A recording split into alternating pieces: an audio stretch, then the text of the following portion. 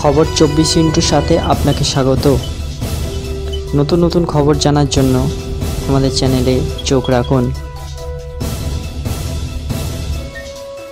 আলোচনায় বসার জন্য ফের আন্দোলনকারী চিকিৎসকদের চিঠি দেওয়া হলো নবান্নের তরফে।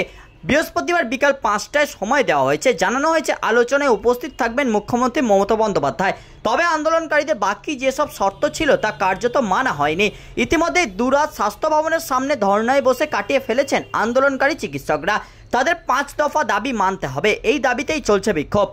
বৈঠকের জন্য বুধবার কয়েকটি শর্ত দিয়েছিল আন্দোলনকারীরা। তাদের দাবি, সরকারি হাসপাতালে 30 জন প্রতিনিধি উপস্থিত থাকবেন বৈঠকে, পুরো মিটিং লাইভ স্ট্রিমিং করতে হবে, 5 দফা দাবি নিয়েই আলোচনা করতে হবে, উপস্থিত থাকতে হবে মুখ্যমন্ত্রী মমতা বন্দ্যোপাধ্যায়কেও।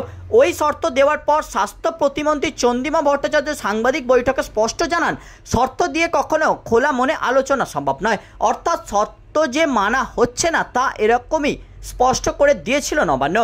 আজ বৃহস্পতিবার ফের আন্দোলনকারীদের চিঠি দিলেন মুখ্য সচিব মনোজ পন্থ। চিঠিতে বলা হয়েছে 15 জন প্রতিনিধি উপস্থিত থাকতে পারবেন বৈঠকে। লাইভ স্ট্রিমিংয়ের অনুমতিও দিচ্ছে না নবান্ন। তবে স্বচ্ছতা বজায় রাখতে পুরো আলোচনায় ভিডিও রেকর্ড করা যাবে বলে উল্লেখ করছেন মুখ্য সচিব। একই সঙ্গে চিঠিতে জানানো হয়েছে মুখ্যমন্ত্রী মমতা বন্দ্যোপাধ্যায়ও উপস্থিত থাকবেন বৈঠকে। ব্যুরো রিপোর্ট, খবর 24।